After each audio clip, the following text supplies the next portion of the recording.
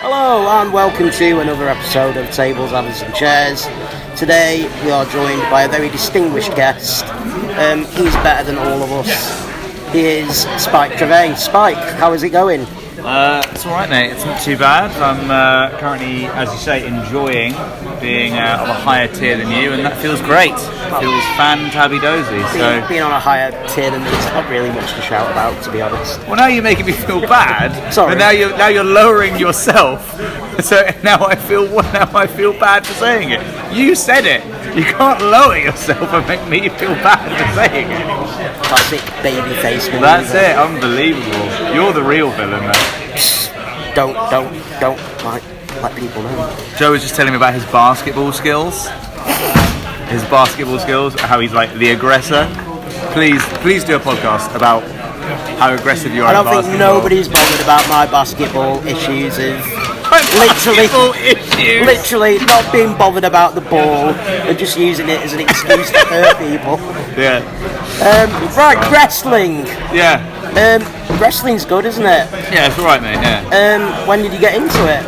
As a fan? When I got into it as a fan, but I was 12 years old. Yeah, when I was 12 years old, and then I was watching it just all along the childhood, and then who's the first person you saw that you can remember? Shane McMahon. Shane McMahon. Have you heard the news about Shane McMahon? He's won the World Cup or something, isn't he? He is officially the best in the world. There he is. Yes, I knew it. The McMahons have got top dance. Yeah, I know, so good. It's the best. I was just watching. It was the first thing I ever saw when I was 12, and then I watched it once, and then just became like desperate to find out more of what it was, because it was just a random thing that I just saw on Sky TV on holiday in my friend's villa, so I just couldn't really find it. So I went home and like desperately tried to find it, and then when my parents finally got Sky, I was able to get my head around it. It was good. Who are your favourites? Apart from Shane McMahon, obviously. Who are my favourites?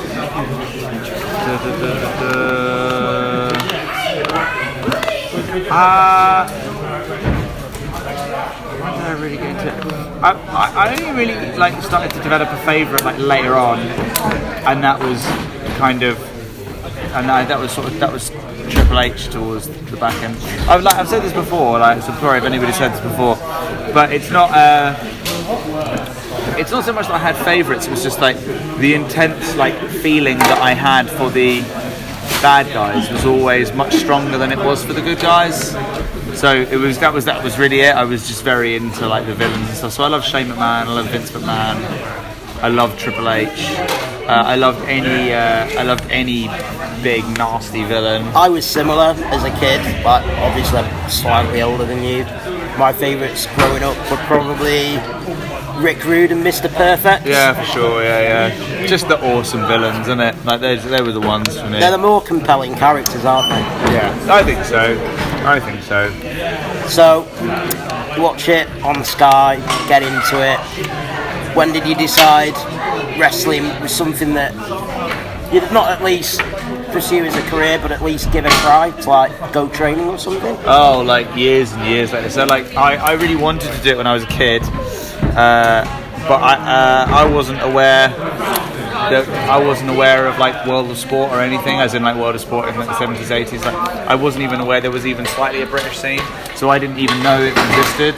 So I sort of had like aspirations to do it when I was a kid, but then they just sort of totally died. It wasn't until I got to like 25, 26 that I was like, oh, I should, and sort of my acting career wasn't going very well, that I thought I should try and find something else to do. And then I sort of like sort of dabbled in a few things, and then I was just like, well, I've always really liked wrestling. I think I might give that a bit of a try. And then most people around me, most people I knew when I told them I might give it a try, would say, what are you going to do? Like, what are you going to do in wrestling? And then I started to give it a crack. And so I was about 20, 29 now. So I started when I was 26, 27, I think 26. I was 26 at the time. That's crazy. It's crazy to think that I've been wrestling for 3 years. That's still not that long though, really. No, it's not really. It's crazy, isn't it? Pretty mental. Can you remember your first match? Yeah, it was with Chuck Mambo at Potential on, I think it might have been the 8th of August 2016 in the Bedford and Balham. I remember it very well. So that was your actual first proper match? Mm-hmm. Wow, that's quite a high level considering it's like your first ever match. Well, you know what, we were talking about this downstairs actually, like... Hey man, sorry to disturb you. Would you mind if I just nicked this thing from underneath you? No worries. No. Hi, we're back. We got moved. Disgraceful behaviour. Shifted. They don't know who I am. I know. Unbelievable. Where were we? Can you remember? We were talking. Your first match. Yeah, it was. It was the August the 8th. In the Bedford and Balham for Progress Potential. Oh yeah, and you said like, oh, it's quite a high level. I was saying this downstairs just earlier. Actually, I was chatting to a couple of people in the downstairs, and like saying like that's the thing. Like, everybody's working at such a high. Like all the shows are so successful now that everybody's sort of working at such a high level of exposure very, very early on. Like if you look at a lot of people, like my first match was in progress, the OGMO's first match was in progress. That's mental if you think about the fact that like a lot of these people, like I've been trained by a number of people, but I would say that the person who currently trains me right now is Eddie Dennis. Like he's the person whose opinions I seek out first and whose training I goes to regularly. Like, and he's on like signed to WWE and like on an incredible level. Like he was working for years to be able to even. I remember him saying that like when he did progress in the garage, he was like, I can't believe I'm working in a venue like this. Like, isn't this unbelievable? I worked in a venue like that, not in a venue like that, but I worked for them first time in like an ever so slightly lesser venue like that, which I imagine that in his first days he probably would have thought was a fucking sick venue. Where Endeavour originally was, So like, very lucky. It's very like, it's good on like, it's good on one side and like, aren't these opportunities amazing? It's also like counterproductive sometimes on the other side. It's like, wow, like all this level of exposure and I'm still learning and still making all these mistakes, and sometimes you'll have like a sloppy match or something, and you have to like go and take all the feedback and learn how to get better. But knowing that all of the fans just saw it sometimes, you're like, do you know what I mean? Yeah. Braun Strowman. 10 matches on Raw. What? Is that all he's had? Yeah, 10 matches before he made his debut on Raw. Where? Seriously. Where though? Where did he have those 10 matches? NXT live events. He didn't even do NXT. He had 10 matches and then they threw him on. And they just threw him on Raw. There you go. There you go. You never know. It's crazy. I am Braun Strowman of BritWrest. That's what you're saying, isn't it, Joe? Well, what you're saying is, I am Braun Strowman. If you want to think that, then yeah. No. You said that I am. I want everybody to know that Joe said I am Braun Strowman. Next question, please. You mentioned acting. Yeah. Do you think that background has helped you regarding the Spike Trivet persona? Yeah, absolutely. Yeah. I think like there's definitely things that like there's definitely things that like I went to drama school for 3 years. I went to Brighthelm Centre, London, which I was I believe is a very good school, and I was very fortunate to get in there. Honestly, I do. I think, and I actually think that in some cases I use the training that I got from that drama school more than the other people in my year, because they're kind of like working bar jobs and doing all of these kind of things to try and facilitate an acting career, which is what I was doing as well. But now I've sacked it off, and now I'm performing most weekends. So I actually find that a lot of the stuff that I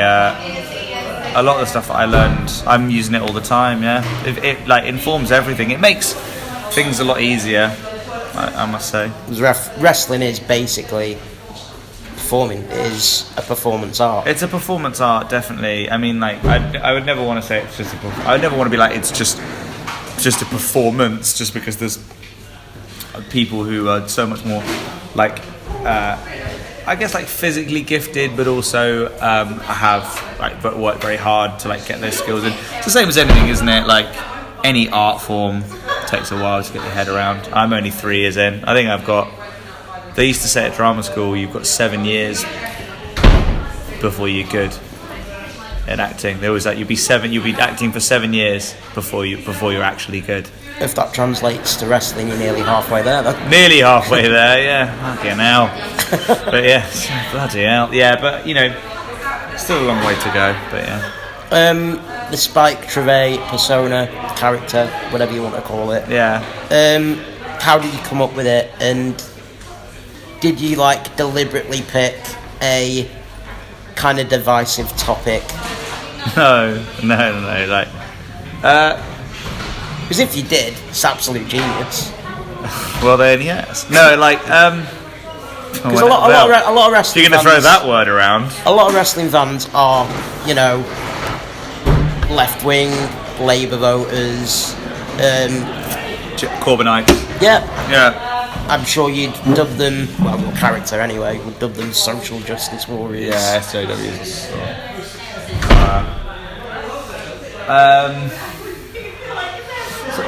So sort of like, I don't want to repeat myself too much because I've said this on like 2 other podcasts that I've done. So I just want to keep it short. Like, so I had stumbled across the posh boy thing by accident. I happen to be, I'm not posh, but like I am very lucky in that like both my parents are very like salt of the earth working class people, and they work their arse off their whole life to be able to give me a good start, which they did. You know, they gave me a good start. I had a better start than most people, and they to this day are still well off, and that's because they worked so hard and they are such good people. Now that's out of the way. Just want to put that out there. But so, and I did go to a really like old private school. Like the private school that I went to was started by Edward the Confessor. I think that anyone who cares, he was like the first ever King of England. So like, so I do have that background in me, so I'm aware of it. And I sort of stumbled across it by accident in a promo class at the Projo, now called Knuckle Locks Gym. If anyone is looking to train, you should definitely get down. And it just sort of came about from there, and then people were like, you know, Posh Boy's not really being done right now. So I decided that that's what the route that I would go down, because I knew a bit about it. I knew a lot about it. It's where I'm from. But it was also, I also thought like this is a really good option for me, because I like things to be close to the bone. I don't like things to upset people. I don't want things to offend people, and I don't want anyone to feel like their way of life or their perception of their own reality is being attacked. But I also think that art is cathartic, and I think that I couldn't see anywhere in wrestling where that was being done.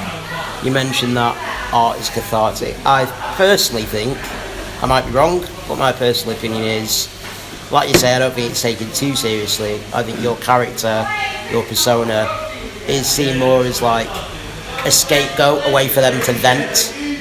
Yeah, well that's really interesting, because I think I spent the first 2 years of my career, not 2 years, I think I spent, the first thing that I did was I was like, because I started, and then I started to get a sense of people and what the fans were like and how they reacted, particularly on social media. I personally think Twitter. Well, yeah, I mean, I personally think that, Twitter obviously can be a bit of a cesspool at times, but at the same time, that you also have to think about it as like an instant form of feedback.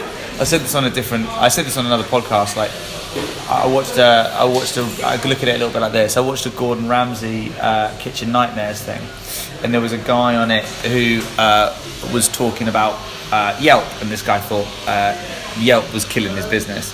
there was a conspiracy or whatever, and so they got like a guy, another restaurant owner, to come in and talk about like his experience with Yelp, and he was like, if one or two people like say like, oh, this is the worst cheese sandwich I've ever had, then like I don't give it much credence, but like if enough people are saying the same thing, then there's got to be something I need to take a look at. So like, you know, it's pretty good to take a look at it, really. Things like the Ben Corridon incident. Yeah, the Brit Wres away days. Yeah. He's a good mate of mine, so oh, really? I'm sure he won't mind me bringing it up. Oh, okay, good. Yeah, but that was another thing, you know, like that whole thing was, you know, like I am genuinely sorry if anyone like felt they were assaulted. I'm sure he's absolutely fine about it. Well, he was. Now. I saw him. You know, I saw him the next week and was like, "Hey, I'm sorry," and he was like, "No, it's fine. I totally get it." It was just because the video was just removed from context. Yeah, and that's what the worst thing you can do on social media is put something up that doesn't have any context. I'm sure it's just a heat of the moment reaction from him. He was in the moment. Well, he got angry, but then like the thing is, when I'm like in the ring, like swearing at him, he's smiling with his mates, you know. And then like what the video doesn't show, because why would it, is that he then gets like a Ben chant. Everyone's like Ben, Ben, Ben, and he stands up and everybody cheers him and all that kind of stuff, you know.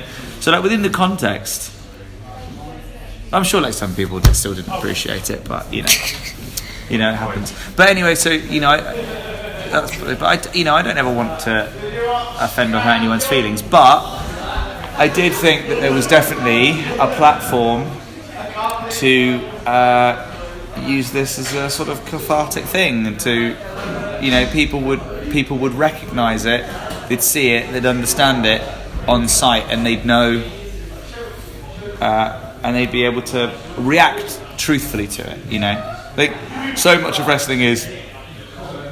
It's just my opinion, and I'm sure my opinion will change. But so much of wrestling is boo, because I know you're in a villain role, so I boo you because I know that's the right thing to do. So rarely is it. Can I swear? Gosh, damn. Like you already have loads anyway. Oh, have I really? Yeah. Oh, okay. Like, sorry, I just had a couple of these squid-style beers, which are delightful. But so rarely is it. Fuck off! Do you know what I mean? Like, so rarely is it that. And I thought that's what it is, and that's what it's turned into. Do you worry that that you're doing your job so well that wrestling fans, being wrestling fans, will start to cheer for you? I think if they do, it's not really on me. I think that's kind of. I think, like we were saying on the drive up here, like there's no such thing as a heel and a face anymore. There's just antagonists, and I think that you do very, very well on the heel part. I mean, I've been to a show and I've never seen you get cheered by anyone. Never, ever. No one ever likes me. No one ever likes me. That means you're doing your job perfectly. Yeah, that's cool. Even my mum came to the show and was like, boo, and I was like, Liz. She's nice. Yeah, I think there is so many shades of grey though in wrestling these days, and I think yours is one of the few characters that there is no shade. No, I mean, it's just pure blue. Yeah, it is blue, and I think, but like the one thing that I definitely tried to do in my first like 18 months, once I got a sense of who all the fans were, or how the fans reacted to stuff, was tried to find ways of letting people know that this was a character. You know, it's not me reflecting like things that I feel. It's not me reflecting. Sometimes it is, you know. Sometimes I'll do a promo and there'll be snippets of like things I really feel in there, but like most of it isn't. So I think, and I think now like the majority of, especially in the South, like the Brit Wres fans, they know that Spike is a character, and in a way that's kind of released me. It's kind of given me some freedom. It's liberated me. Push the envelope a little bit more. I can kind of say what I want, and people, obviously, like within reason. I'd never like upset anyone. Yeah. Like it's not what I want to do at all. But I can kind of say what I want, and people will kind of go, "It's not him. That's Spike." So boo. Do you know what I mean? Yeah, like, totally. You know, like I'm sure that's not. You know, somebody came up to me earlier today, actually, like at Riptide, and was just like, "What you did in the ring really pissed me off." Or you did something that really upset me in the ring, so I wanted to just come and chat to you because I know that's not who you are. I just wanted you know. So it's kind of where I'm at with that. When did you decide or discover that you like death matches, or that you were good at death matches? I don't know. Like, I got booked in one for Anarchy. That's how it's like. Anarchy wanted to hurt me. Anarchy wanted to. There was talk of me having the championship, and in order for me to do that, I'd had to dive headlong into it. I was curious about it, and then I just did it, and then I realised I loved it because I love working with Jimmy. I love working with Drew.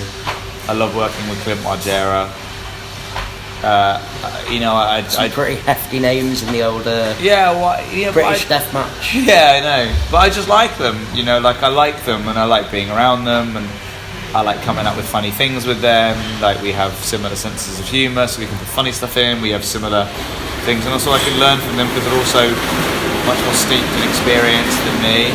I thought it was really. I don't like pain. I don't like getting hurt. I don't like bleeding. Like, I don't really like those things very much. I just thought it was such a cool image.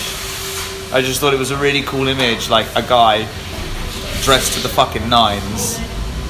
You know, dressed like beautifully, who then is going to put on a pair of gloves and fuck you up. I just thought that was a really lovely image. I thought there was something very American Psycho about it, which again I didn't think Brit Rest had that much of, so I thought that was quite cool. I want to take you back to the Dome.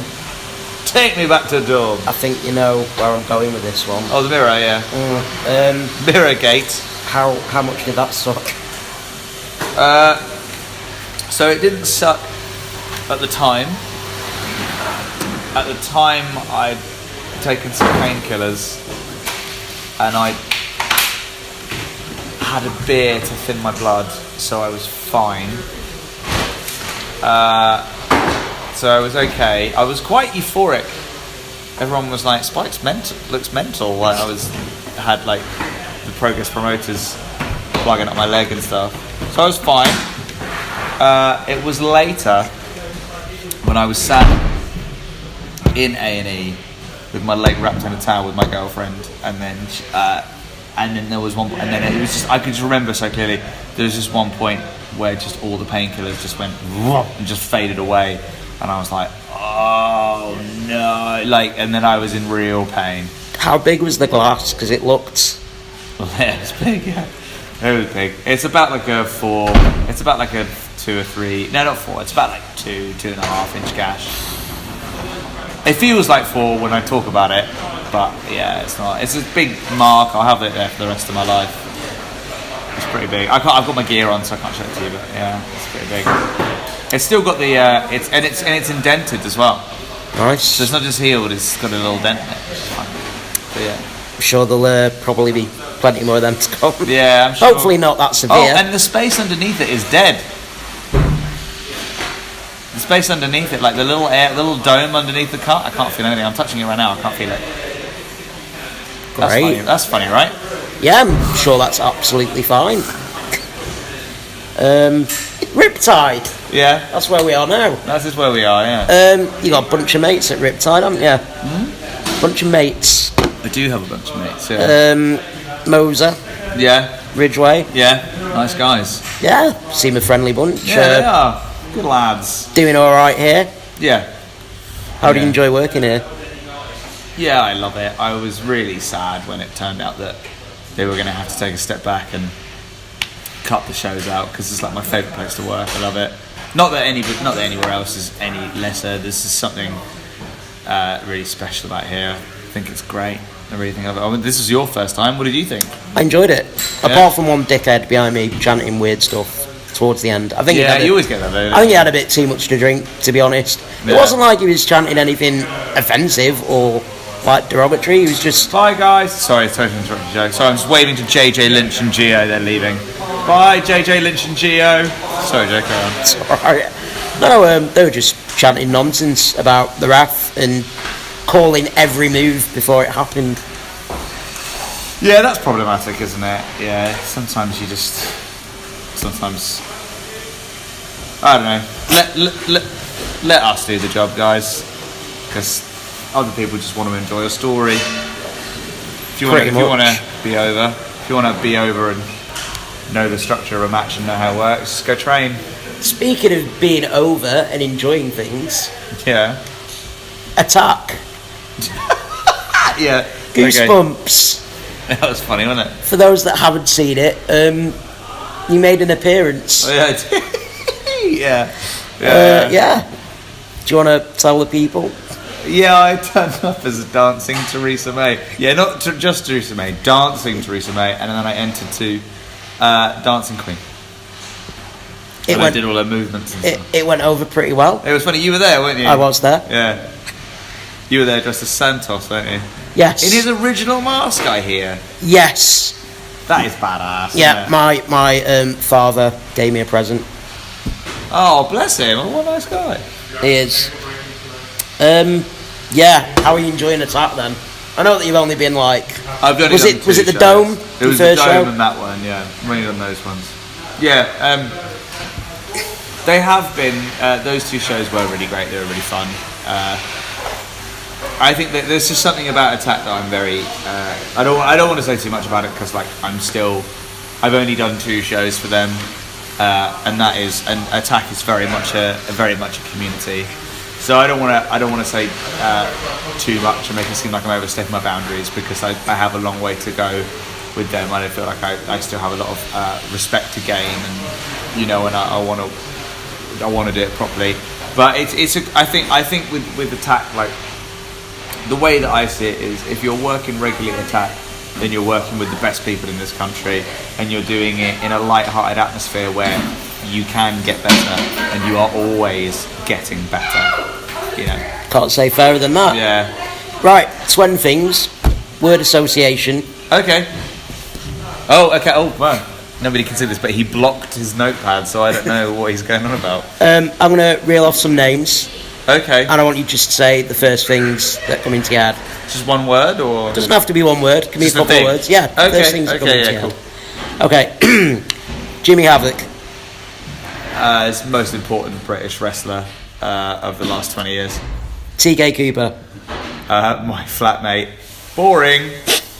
Damon Moser. Really underrated wrestler, and just a sweetheart of a guy. Chuck Mambo. Just a bellend, isn't he? It's too nice. Stop it. Clint Margera. He's a fucking nutcase, isn't he? Madman. Chris Ridgway.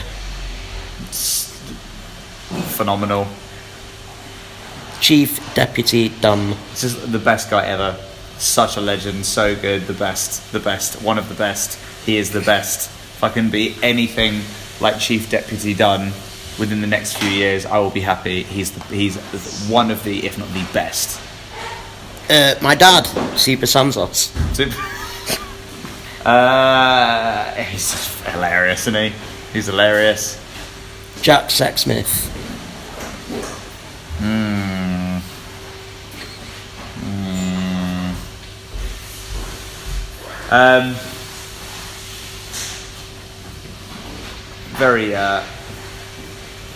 Very good at what he does, isn't he? He says through gritted teeth. Very good at what he does. Riptide. Heaven. North. A ball ache to get to, but wonderful once you're there. Anarchy Pro. Chaos. Progress. Dream. Last one. Okay. Spike Trivet.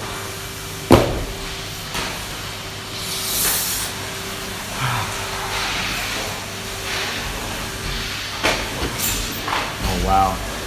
Spike Trivet.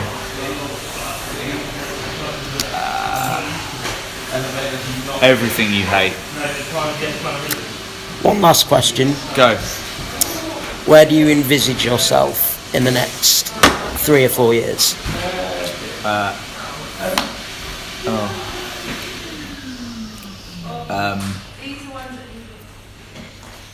I don't know where I'm going to be in the next 3 or 4 years. All I know is that I will be bigger and better and stronger, and wherever I am, I will always be endeavouring to put respect on this industry, respect on my name, but most of all improving so I can contribute to it as what I believe and hope to be the next generation's biggest villain.